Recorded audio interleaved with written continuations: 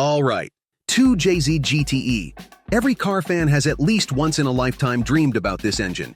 It is powerful, reliable, easy to tune, and expensive. But don't cry so fast. We've got you.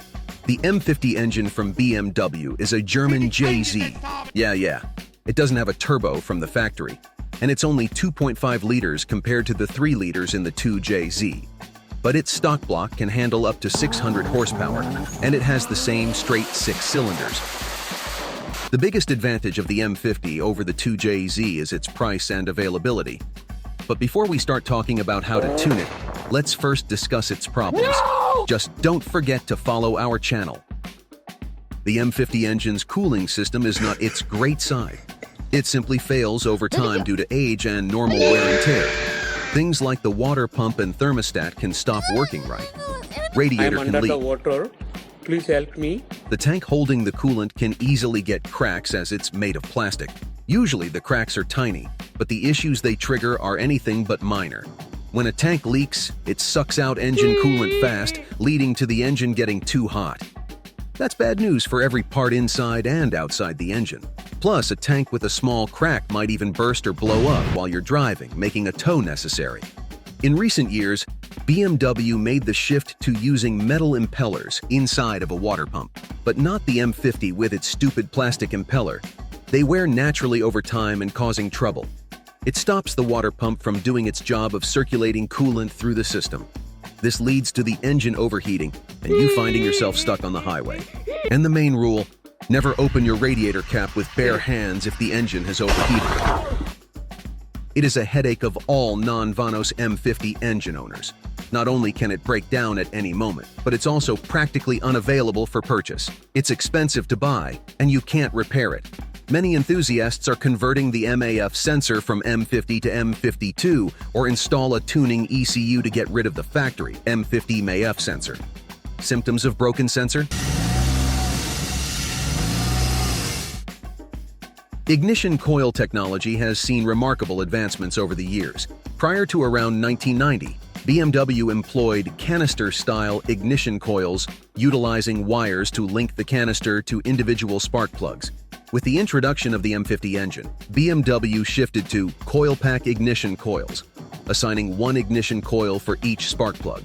The switch from canister coils to coil packs brought enhanced ignition control, better fuel efficiency, and overall improved performance. However, despite their array of benefits, these new style coil packs are known to be frequent failure points in the M50 engine. Overall, BMW M50 engine is pretty reliable if you maintenance it well. And now let's talk about the sweet part, tuning. On this topic, people are divided into two camps: those who build naturally aspirated engines and turbocharged ones. Let's go step by step. The simplest and quickest way to increase power using factory components is by building a stroker. In the M50 B25, you can fit the crankshaft from the M54 B30 with a stroke of 89.6 millimeters. From this same engine, you'll need to purchase connecting rods, rod bearings, replacement pistons, and injectors. Assemble everything. You can leave the ECU stock, but it's better to tune it. And here you got a 3-liter M50 with a power output of around 230 horsepower and a compression ratio of 10:1. Yeah, NA build is fun, but the real thing is M50 Turbo. For budget-oriented tuning, a Chinese turbo kit based on the Garrett GT35 or another, including the necessary components, is an option. Alternatively, finding a used TD05 turbo, weld a turbo manifold, assembling all piping, clamps, boost controller, and intercooler must be done. All this is fitted onto the stock engine with a thick head gasket, Bosch 044 fuel pump, a 3 inches exhaust, a good aftermarket ECU, tuned to 0.6 bar for around 300 horsepower. At 1 bar, approximately 400 horsepower is achievable.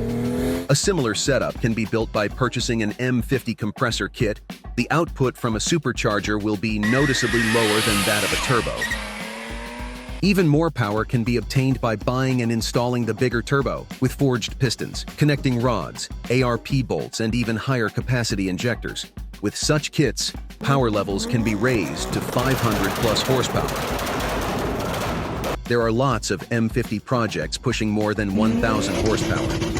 It all depends on your preferences and budget.